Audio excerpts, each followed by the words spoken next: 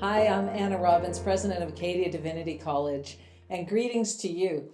The original version of this talk was presented at the Evangelical Fellowship of Canada President's Day in November 2020 and responded to 3 questions. And I've called this talk Shaken Out of Babylon, Return from Exile in Post-Pandemic Canada. The 3 questions that I was asked were these. The first one was, what has been laid bare in these times? And I think what has been laid bare is the church's Western syncretism. Before COVID, many were saying that the church is in exile, suggesting that the church was no longer at home in Canada. With a shift in culture to postmodern, post-Christian, post-foundational, post-truth even, Christians often began to describe themselves as being in exile, alienated from Canadian culture as a whole. Some embraced this idea and even used all the social media, money, and other resources of privilege to promote themselves as the church in exile. However, as I have argued elsewhere, I don't believe that the church in Canada is in fact in exile at all. Rather, we have been very much at home in a Western, wealthy, consumerist context where our lives have become quite comfortable in Babylon. We have made our home in Babylon, wedded to its consumer values, and trading God for Santa Claus, discipleship for demands of blessing, and a cross for an inspiration cube. And if you don't know what that is, take a Google. Making our home in Babylon has not only influenced the values by which we assess our commitments, establish our programs, and make our decisions, but it's eroded our ability to understand, to live, and to share the gospel in a way that makes sense to people in a changing culture.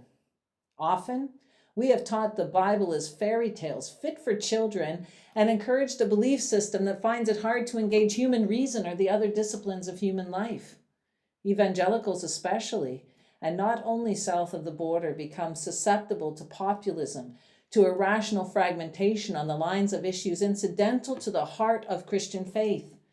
We become susceptible to conspiracies of all kinds and fail to understand the depth of meaning we have in the life, death, and resurrection of Jesus Christ.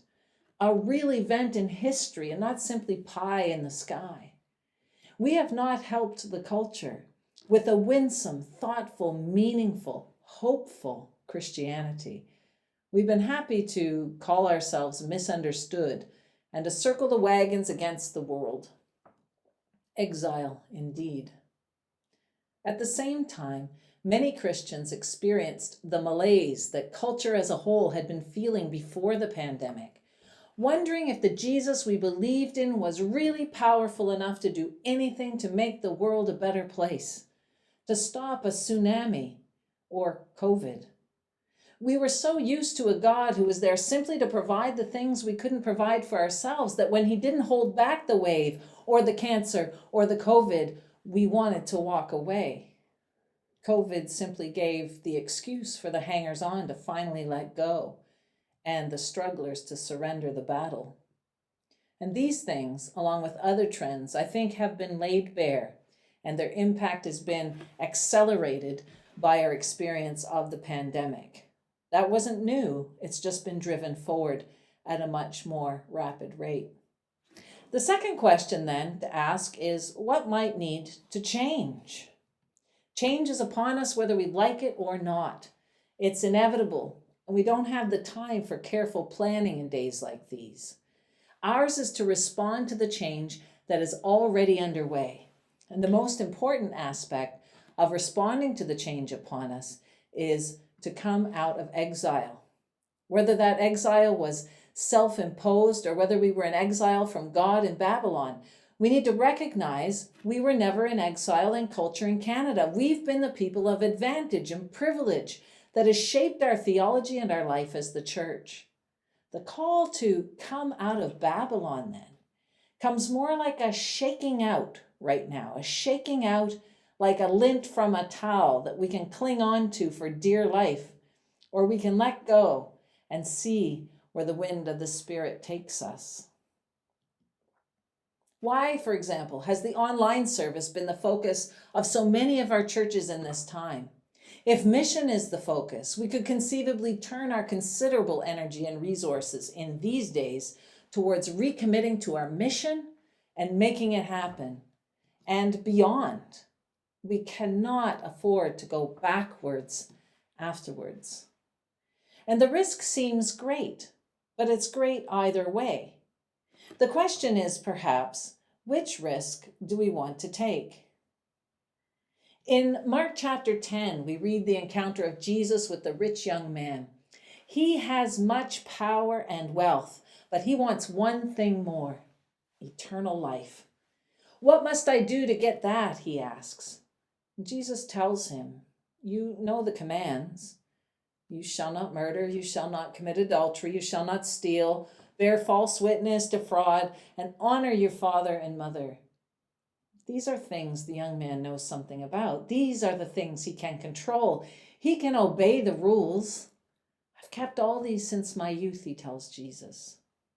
Jesus looks at him with love. It's a tender moment.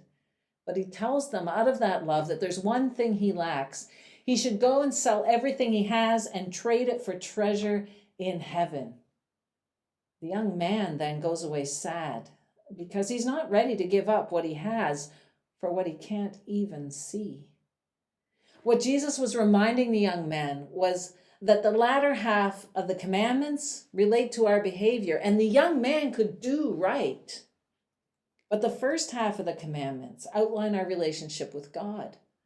I am the Lord your God. You shall have no other gods before me.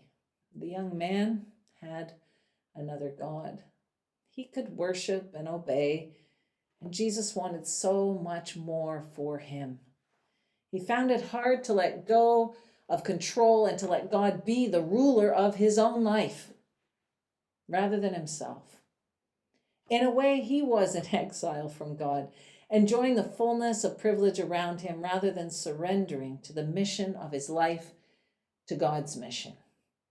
Surrendering the mission of his life to God's mission. I think our great opportunity in these days is to release control. Leading in these times is like walking in a fog. So we focus on what we can calculate. Have a Sunday service, keep the offerings up, keep the worship service going, keep the buildings ready. But what would it be like to surrender our control of everything? Like Peter and the fishers who left their boats, the only thing they knew to follow Jesus. They gave up fishing, but they caught people. Or like the woman at Jacob's well who left her water jar in exchange for living water. This young man would never know the gift of eternal life because he couldn't see past the life he had. He wasn't willing to take the risk. What could be waiting for us if we were willing to ask the question, what are we really here for? What are we really here for? It could change everything. In these days, we need to learn afresh to follow Jesus when we cannot see, cannot calculate, cannot control. You know, the churches that are thriving even now are those who know exactly what their mission is. And they're driven by that mission to do whatever is needed to fulfill that mission in our constantly changing context. They are pressing out to the margins of society rather than hunkering down and waiting for the crisis to pass. If ever there was a moment for Christians to make an impact, it is now. Dr. Chris Wright was giving our Hayward lectures here at Acadia a few weeks back. And he offered an image of the church when the Spirit is present. And this image had a huge impact on me. He said, when the Spirit is present, he creates a centrifugal force, like turning a corner fast in a car when you're pressed up against the door, or maybe like a roller coaster, and you're pressed up so hard, you know if the door opened, you just fly out. So the Spirit's presence pushes us out to the margins. And this is where we belong. This is not exile. And so the third question comes. What do we need to rethink? What do we need to rethink? Maybe we need to think about what it's like to be church as a startup. For many, this will be like starting over, and it's so much better than going backwards. Some, and perhaps many ministries in our country will close. Church, as traditionally measured, may appear to decline. But the great opportunity of the moment is to be shaken out of Babylon and to become even more authentically the people of God on the mission of God, with winsomeness, intelligence, and leadership, and a fragmented, fearful, spiritually and mentally stressed context.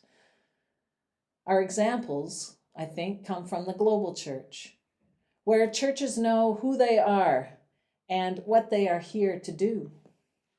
I've been inspired by the story of the Arab Baptist Theological Seminary, who, when tragedy came to Beirut, didn't need to call a committee meeting or a finance meeting or consider carefully how to respond. Already involved in helping during the pandemic, when the crisis came after the explosion in Beirut, they just knew what they had to do. No discussions were necessary. They responded and they helped and they offered housing. So if we're not exiles, then who are we? We are ambassadors of the resurrected Christ. We're not here to protect God or to argue people into submission, but to represent a God who wants to be reconciled to people and to work for reconciliation in churches and communities too. The way that we do that has certainly changed, but there is now a tenderness and openness. In the world that I live in, there's a great interest in God amongst non-religious people, but it is difficult sometimes to think of a church where I could bring them. Many churches have been baked in a culture that has long since passed, though kept alive within the church past its sell-by date. So, for us, it's perhaps time to listen, to try new things, to be resilient when they fail, to bend the resources we have to the majority world at a time when we might rather shore up our own, to be flexible, and to take the risk of potentially walking away from everything we know about how churches are organized, how they run and conduct their business and ministries. When he had the opportunity to be shaken out of Babylon, the rich young man never found out what he would have gained by letting go. Will we?